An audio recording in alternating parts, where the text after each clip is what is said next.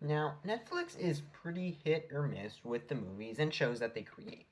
The vast majority of shows are either bland or uninspired or just canceled after one season, even if they are really good.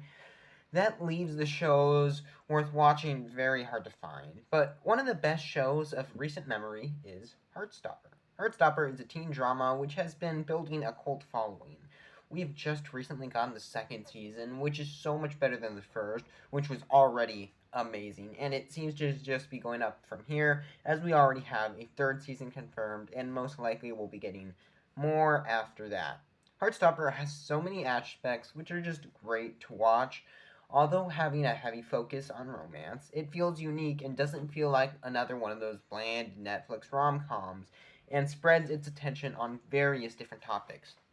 One of the main differentiators between Heartstopper and the rest of Netflix's romance backlogs is Heartstopper focuses on queer characters and their relationships, their journeys from confusion to accepting that part of themselves, how that affects their interactions with others, and everything in between. As the show continues, we begin meeting more and more characters, and we get plenty of new stories exploring both how the queer and the non queer characters interact in a very interesting way, which makes the story and the universe that it takes place in really fun to keep exploring, and will be as we get the third season, and any ones we'll be getting after that. And even though the show mainly revolves around teenagers, the actors are all adults, I believe, and they all give really solid and gripping performances, which deserve a lot more praise than they're getting. And especially the second season, we meet a lot more of the adult characters who are just as interesting, showing up in some supporting roles and filling out the cast of characters even more. As I mentioned, Heartstopper isn't a rom com. It has so much more, and it explores much more to take it closer to a drama, or at least a teen drama, like it's described as. Although the show shines a light on the queer community, it also explores many of the problems that come along with being queer in some very terrifying and heartbreaking, scary storylines. Another aspect of the show, which really stood out to me while watching, is just the editing of the episodes. Now, for the most part, each episode is 30 minutes, and we get 8 episodes a season.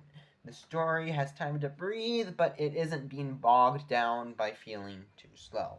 So, on that front, the show is edited well, but there's not really much to talk about there, and that's not what I refer to when I say great editing. The show really likes using 2D clip art esque animation to help enhance the story and the emotions of the scene to make them really hit harder. It feels almost like a comic book in how they are used. If something really happy happens, then leaves are flying in the air alongside birds and swirling lines are going on. But if something really dark and messed up is going on, we will see this thick purple mist with lines which are angry looking, surrounding by the character whom is suffering all this trauma or whatever is going on in the situation. These visual aids like this seem like they could get annoying, and other aids, like for example in other Netflix shows, can be annoying. But here, they actually just make the show feel more cohesive and helps any feeling get exaggerated in a good way and helps to deliver a better story. Another thing I enjoy is how it explores the subcultures of modern youth, like how Stranger Things explored nerd culture in the 80s and D&D and all that fun stuff in a way which general audiences, young and old, could enjoy.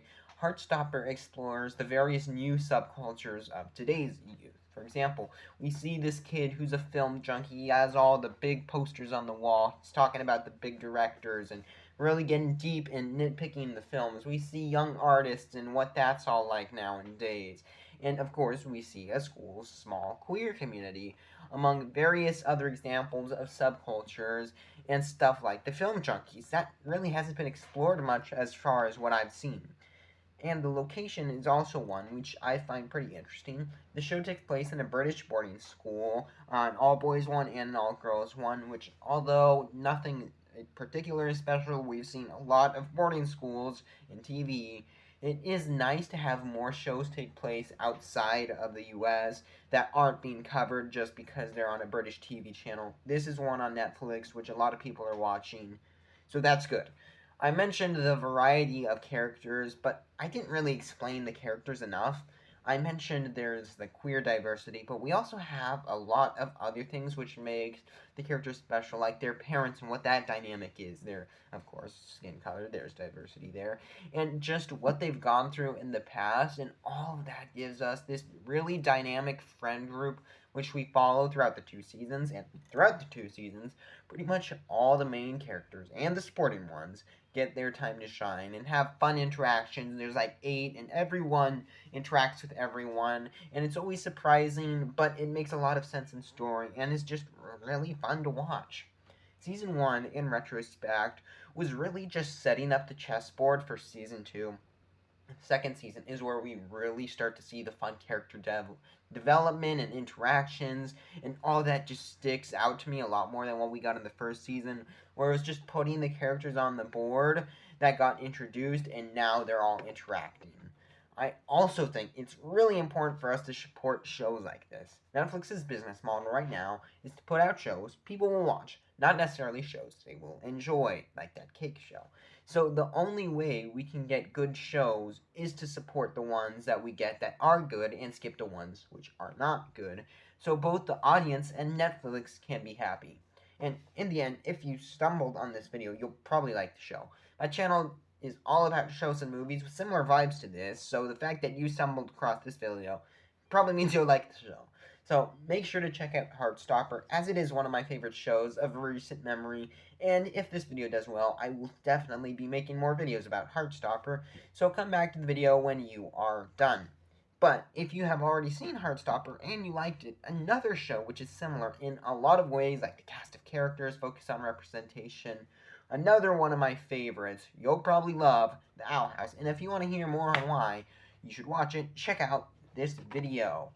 Subscribe for future videos from topics ranging like animation, books, shows, and everything else, including more show recommendations. Thank you for watching. I have been Fictional Fanatics. I'll see you in the next one, but until then, bye!